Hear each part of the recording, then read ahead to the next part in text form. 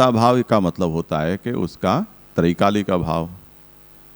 मानो कि कुम्हार ने ये सोच लिया कि मैं ये अंतिम घट बनाऊंगा, इसके बाद मैं धंधा बंद करने वाला हूं, तब तो फिर घट का अत्यंता भाव हो गया कि नहीं वहां। तो प्राग भाव तुम लाओगे कहां से? तो प्राग भाव और अत्यंता भाव में कोई अंतर भी तो पता नहीं चलता है। तो ऐसा अंतर्गणु सा निरुपयोगी, यानी जो कार्योत्पत्ति में जिसका कोई उपयोग भी नहीं है, ऐसा प्राग भाव मानने के बजाय जो घट है उसकी कारणावस्था रूप जो मृत्युपिंड है उसी को क्यों नहीं मान लेते हो कि पहले घट कारणावस्था में था, अब वो कार्य रूप में परिणत हो गया। तो महाप्रभु इस कारण कहते हैं कि कारणत्व कल्पनायाम प्रमाणाभावात, ये सबसे पहली बात। दूसरा, अग्रिम जनन ज्ञाने नैव तस्यानुभव। ये जो इतना बड़ा प्राग भाव तुम उसका इतना हुआ मचाते हो, वो आगे जो मटका पैदा होने वाला है उसको सोचकर तुम ये कहते हो कि यहाँ मटका का प्राग भाव है। ये बात तुमको टाटा नैनो के प्लांट में जाकर क्यों नहीं प्राग भाव दिखता है? वहाँ मटके का प्राग भाव वहाँ दिखता है? वहाँ तो नहीं दिखता है। वहाँ तुम क्या कहोगे कि यहाँ वो नैनो कार का अभाव है, प्राग भाव है। वहाँ क्यों तुमको घटा भाव नहीं दिखता है? तो इस तरह से अग्रिम जनन जो कार्य है, आगे पैदा होने वाला जो कार्य है, उसकी कल्पना करके वो कार्य इस समय नहीं है तो उसका प्राग भाव है, ऐसी कहानी तुम बना रहे हो, तो वो प्रमाण मूलक नहीं है। अन्यथा अत्यंता भाव एव स्यात्। और अगर अग्रिम कार्य जनन का तुमको ज्ञान न होता तब तो फिर वो अभाव प्राग भाव है या अत्यंता भाव है, ये कैसे बता पाओगे? समझे ना? जैसे जो व्यक्ति मिठाई की दुकान में गया कि हमें गर्मा गर्म समोसे खाने हैं, कल तुम लोगों ने जो खाए थे वो कम पड़ गए थे, तो उस तरह से कोई ये इच्छा करे कि हमें गर्मा गर्म समोसे खाने हैं। अब उसने बनाना शुरू किया, उस समय वो समोसे वहाँ नहीं है, तो तुम कहोगे कि यहाँ समोसे का प्राग भाव है। और ये प्राग भाव समोसे की उत्पत्ति में कारण है। अब जिस आदमी ने समोसे को कभी देखा ही न हो, सोचा ही न हो, उस विषय में उसको ज्ञान ही न हो, वो अगर वहाँ आएगा तो वो क्या कहेगा? यहाँ तो तेल है, कढ़ाई है, आँच है, एक आदमी बैठा है। समोसे का अभाव उसे पता चलेगा? वो तो वहाँ इन चार चीज़ों के अलावा सकल वस्तु का अभाव है, यही कहेगा ना। और मानो कि वो देखकर वहाँ से चला गया, समोसे की प्रक्रिया बनती हुई देखी नहीं उसने, और वो उसे कोई पूछे कि तुम क्या देखकर आए, तो कहें ये चार वस्तु के अलावा वहाँ कुछ भी नहीं था। तो अत्यंता भाव हो गया कि नहीं? अब ये प्राग भाव है या अत्यंता भाव है, कैसे पता चलेगा? तो ये कल्पना गौरव है। तस्मात् पूर्वम अभावस्य न कारणम। इसलिए किसी भी वस्तु की उत्पत्ति के प्रति उसके पूर्व अभाव है वो कारण नहीं कहा जा सकता। नहीं तेन कोपि व्यापारः क्रियते। ये जो प्राग भाव जैसा एक व्यर्थ पदार्थ मानते हैं, वो कारण कोई भी उत्पत्ति का व्यापार तो करता नहीं है। जैसे मिट्टी है वो उपादान बनती है, पानी का भी उसमें कुछ हम योगदान देखते हैं। दंड चक्र है, कुम्हार है, उसका भी कुछ उपयोग देखते हैं। ये अभाव का तो कोई उपयोग ही नहीं है यहाँ पर। तो जिसका कोई उपयोग ही नहीं है उसकी कारणता, और ऐसी कारणता कि उसके बिना तो कोई कार्य हो ही नहीं सकता, इसका क्या औचित्य है? और कार्येण परम निवर्त्यते। अब ये कहते हो कि जब कार्य पैदा होता है तब वो निवृत्त हो जाता है, तब फिर उसकी पूर्वावस्था ही मान लो ना, उसको क्यों तुम अलग से मान रहे हो? तो इस तरह से जो प्रागभाव है उसको वस्तु की उत्पत्ति के प्रति उसकी कारण रूपता या एक पृथक तत्व के रूप में स्वीकार नहीं किया जाता है। इसी तरह नैयायिक ध्वंसा भाव भी मानते हैं, यानी कोई वस्तु नष्ट हुई, टूटी फूटी जली, तो ये कहते हैं कि अब वो वस्तु गई ऐसा नहीं, वहाँ उसका अभाव पैदा हुआ। नष्ट हुई ऐसा तो एक कॉमन सेंस जिसमें हो वो बोलता है, पर तार्किक क्यों बोलते हैं कि वहाँ उसका ध्वंसा भाव पैदा हुआ। अब हम देखेंगे कि वो कहाँ है ध्वंसा भाव, तो दिखाओ। तो वो ध्वंसा भाव, वो अभाव एक पदार्थ, उनके यहाँ भाव पदार्थ है, तो इस तरह से वो पदार्थ तो वहाँ दिखता नहीं है। तो वो कहते हैं कि ध्वंसश्चापि तदुच्यते। अब कहे ध्वंस क्या है, तो ध्वंसोपि दंडादि स्वरूपमेव। तो जो वस्तु वहाँ न तो दिखलाई देती है न उसको साबित कर सकते हो, तो जो दिखलाई देता है उसी को ध्वंस कह दो ना। ध्वंस किससे हुआ, मटका किससे फूटा, डंडे से फूटा, तो डंडा ही वो है, ऐसा मान लो। तो जो ध्वंस है वो दंडादि स्वरूप ही है। इसी तरह तिरोभाव शक्तिरिक्तस्य ध्वंसस्य निरूपयितुम अशक्यत्वात्। ये जो तिरोभाव शक्ति है भगवान की, कि ये जो रूप है वो अब रूप न रह जाए, ऐसी भगवान की इच्छा से कोई वस्तु का स्वरूप तिरोहित हो जाता है, तो वो तिरोभाव शक्ति ही ध्वंस है, ऐसा हमें स्वीकारना चाहिए। तेन रूपांतरम पश्यन् पूर्व रूपस्य तिरोभाव मन्यन्ते ध्वस्तः इति। अब कोई मटका वहाँ पड़ा हुआ है, तब मटका तो वहाँ मटका का ध्वंसा भाव नहीं कहते हैं, पर ठीकरा पड़े हुए हैं वहाँ, तो उसे देखकर कहते हैं कि मटका का यहाँ ध्वंसा भाव है। अरे ऐसा तो बिना देखे, वो ठीकरा देखेगा तो कोई भी कहेगा, पर कहना ये चाहिए कि पहले यहाँ मटका था, अब यहाँ ठीकरा है। ध्वंसा भाव वहाँ पर है, वो किसको दिखता है, वो तो किसी को नहीं दिखता है। तो जो ठीकरा है उससे अतिरिक्त या कार्यांतर है, उससे अतिरिक्त ध्वंसा भाव जैसा कोई पदार्थ स्वीकारा नहीं जा सकता है।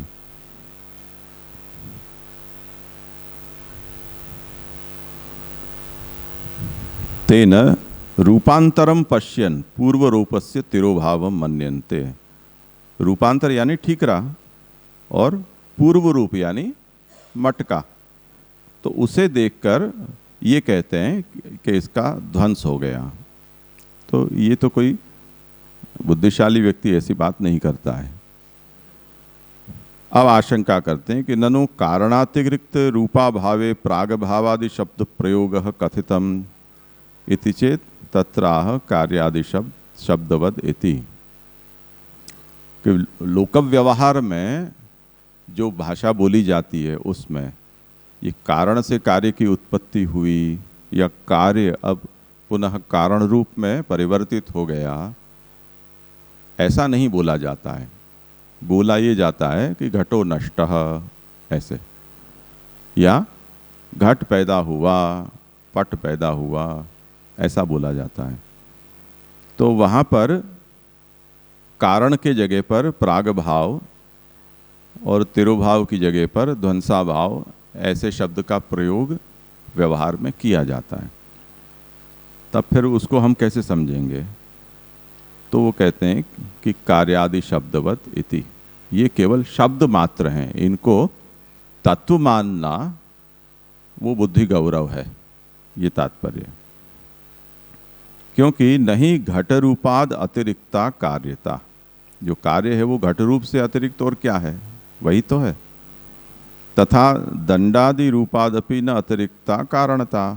अब घट जिससे पैदा हो रहा है वो दंड चक्र मिट्टी आदि जो है वही तो कारण है, उससे अलावा कोई कारणता कारण पदार्थ मानना वो तो कोई नहीं मान सकता। तथापि तयोः यथा कार्य कारण प्रयोगः तथा प्रागभावादि प्रयोगोपि। अब कारणता और कार्यता कोई अलग पदार्थ नहीं है, पर घट दंड चक्र मिट्टादि हैं, वो हैं, फिर भी उनके लिए ये कहा जाता है कि ये घट का कारण है या ये मिट्टी का कार्य है। इसी तरह ये अभाव आदि शब्द हैं, वो भी कारण कार्य की तरह एक शब्द मात्र ही हैं, वो कोई वस्तुअंतर नहीं है। वस्तु मानोगे तो तकलीफ होगी।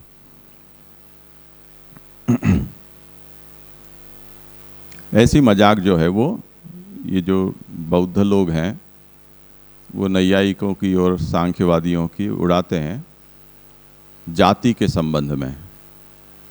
इन्होंने एक जाति पदार्थांतर माना है, सामान्य और विशेष। उसमें जैसे विशेष में से सामान्य होता है, 5 व्यक्ति हैं, 2 मनुष्य हैं, 2 पशु हैं, तो ये कहें कि ये मनुष्य हैं क्योंकि इनमें मनुष्यत्व ऐसी एक जाति होती है, और ये पशु हैं, इनमें पशुत्व ऐसी उनमें जाति है। तो जाति बाधक संग्रह की कारिका में वो ऐसा कहते हैं कि भी जाति और व्यक्ति क्या होती है। उसकी परिभाषा उन्होंने ये दी कि नित्यत्वे सति अनेक समवेतत्वम जाति ही। ये जाति ऐसा पदार्थ है कि जो एक से अधिक पदार्थ हों उनमें नित्य रहने वाला जो एक पदार्थ है वो जाति कही जाती है। तो जाति नित्य होती है। अब जाति नित्य है तो क्या हो गया, जैसे आज हम ये जानते हैं कि अनेक जीवों की प्रजातियां पृथ्वी पर से समाप्त हो गई, उनका कोई अस्तित्व नहीं है। कुछ ऐसे हैं कि जिनके हाड़ पिंजर हमको कहीं संग्रहालय में देखने मिल जाते हैं। जैसे बड़ौदा में हम जाएं तो हमें वहाँ पर कोई पुराना जो मैमथ होते थे, महाकाय हाथी, उसका एक मुंह और उसके दांत वो वहाँ रखे हुए हैं।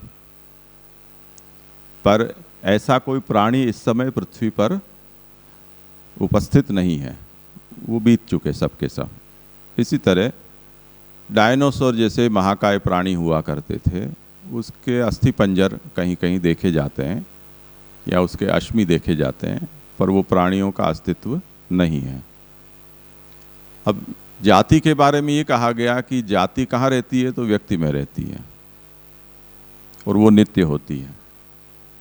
व्यक्ति खत्म हो गए तब अब वो जाति कहाँ गई। अगर वो व्यक्ति नित्यत्वे सति अनेक समवेतत्वम, ऐसी परिभाषा यदि आप करोगे, वो अनेक में समवेत है, अनेक नहीं रह गए, यानी एक भी नहीं रह गया, तब फिर जाति कहाँ गई। तो उन्होंने ये प्रश्न किया कि किंग गविगोत्वम उता गविगोत्वम। गोत्व एक जाति है। अब वो जाति जो है वो किस में है, वो प्रश्न किया। तो क्या गाय में गोत्व होता है या जो गाय नहीं है उसमें भी होता है। तो कहते हैं कि नहीं, होता तो गाय में ही है गोत्व, जो गाय नहीं है उसमें गोत्व कैसे कहेंगे। तो किम गवि गोत्वम उता गवि गोत्वम। अगर गाय में गाय नहीं है उसमें भी गोत्व है और मानो कि गाय नहीं रह गई, तब वो गोत्व कहाँ गया, ये पूछा। जैसे कि डायनासोर नहीं रह गए तो डायनासोरत्व किस में है, तो क्या वो तो नित्य है। तो बुद्धों ने कहा कि तब तो हमें लगता है कि वो डायनासोरत्व आप में ही है, यानी आपके दिमाग में और कहीं नहीं है, हमारे दिमाग में ऐसा नहीं है। क्योंकि एक व्यक्ति नहीं होने पर भी व्यक्ति में रहने वाला ही पदार्थ नित्य भी हो, ऐसा सोचने पर तो वो केवल आपके दिमाग की उपज है।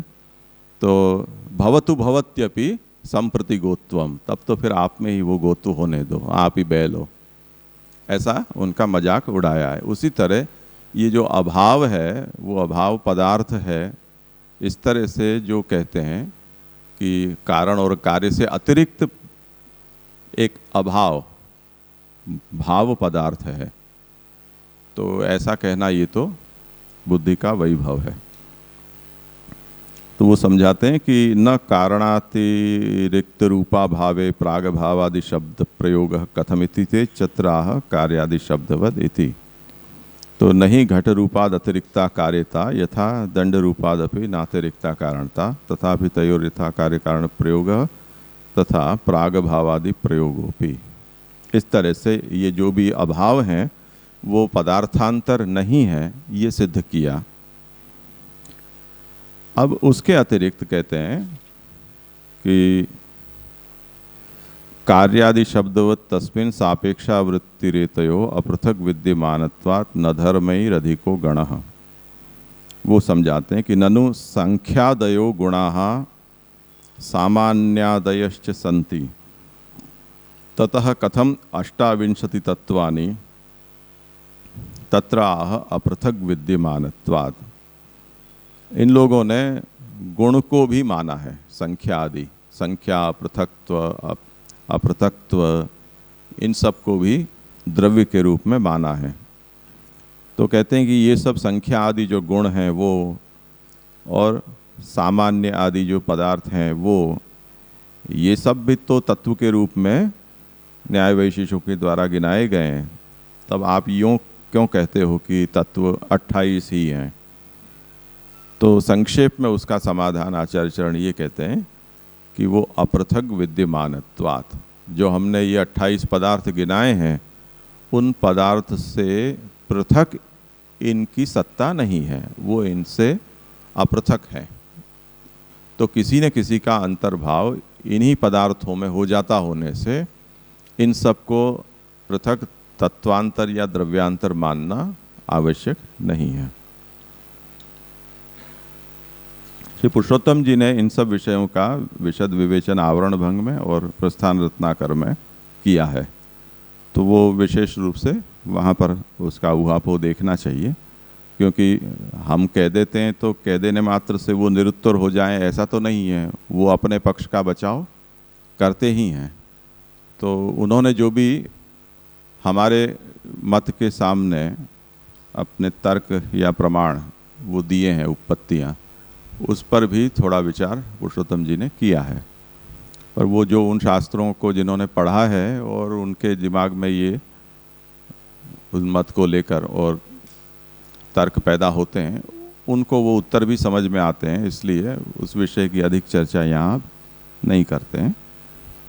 तो यहाँ ये विषय को विराम मिलता है। इसके बाद जैसे स्वरूप कोटि और कारण कोटि, ये दोनों का निरूपण यहाँ तक संपन्न हुआ।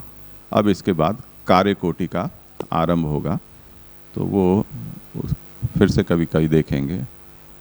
तो यहाँ तक जो विषय चला है उसके संबंध में कोई जिज्ञासा हो, कुछ कहना हो तो वो कहें, अन्यथा अब प्रस्तुति के लिए इन सब विषयों को बांट लो और तैयार करके और पीछे प्रस्तुति करेंगे। हाँ, ब्रजभाषा जरूर पढ़ लो एक बार।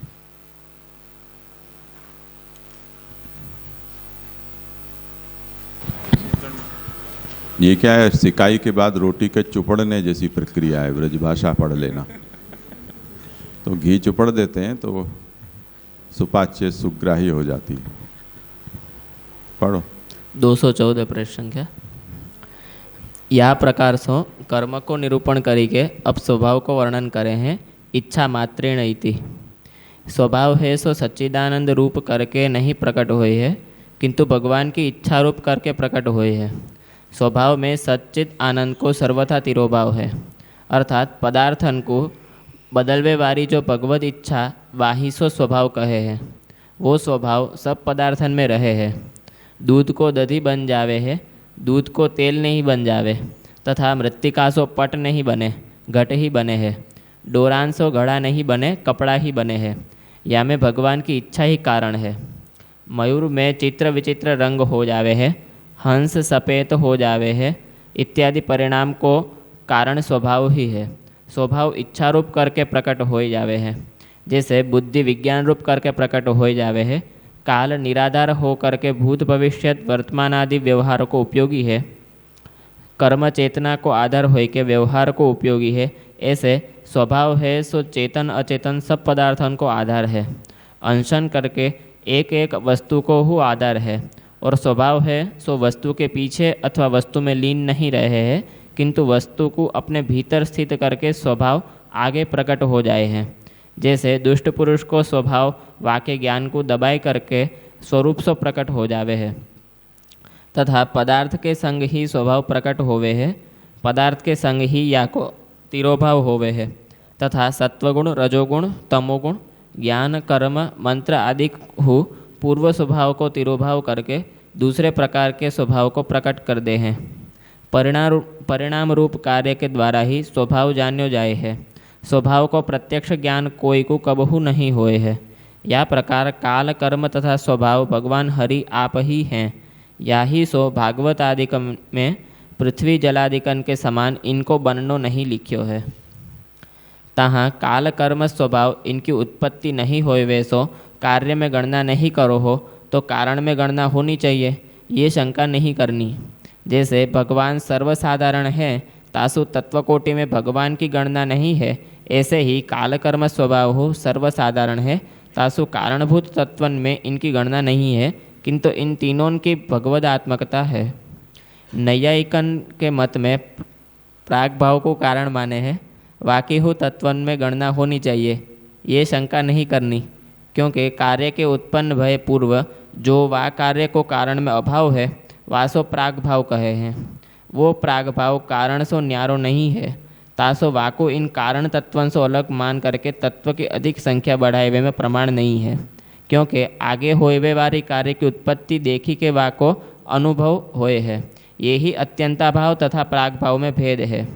तासो कार्य के पूर्व जो कार्य को अभाव है वो कारण नहीं है, वो अभाव कार्य के उत्पन्न होवे में कछु व्यापार नहीं करे है। कार्य उत्पन्न होते ही वा प्राग भाव की निवृत्ति कर दे हैं। ऐसे ही प्रध्वंसा भाव हो दंडादि रूप ही है। तिरोभाव शक्ति सो अलग ध्वंसा भाव को स्वरूप नहीं बता सके है। तासो पदार्थ के दूसरे रूपन को देख तो भयो पुरुष पूर्व रूप के तिरोभाव को देखी के कार्य ध्वस्त भयो ऐसे माने हैं। शंका कारण सो अलग प्राग भाव नहीं होए तो अभी घट को प्राग भाव है इत्यादि वाक्यन में प्राग भाव शब्द को क्यों उच्चारण होना चाहिए? तो उसका उत्तर देते हैं कि जैसे घटादिकंसो अतिरिक्त कार्य नहीं है, तैसे दंडादिशो अतिरिक्त कारणता नहीं है। तथापि लोक में दंडादिकंसो घटादि बने हैं तथा कारण सो कार्य बने हैं, ऐसे हु बोले हैं। ऐसे ही अवस्थान्तर प्राप्त कारण में प्रागभाव शब्द को हु प्रयोग होए है। शंका संख्या परिमाण परत्व अपरत्व जाति आदि धर्मन को तत्वन में गिननो योग्य है। आप तत्वन को 28 यानी कि 28 ही क्यों बताओ हो? तो उत्तर देते कि संख्या आदि जे गुण हैं वे इन तत्वन से न्यारे होय करके नहीं रहे हैं, तासो इन तत्वन में ही उन गुणन को अंतर्भाव है। ठीक।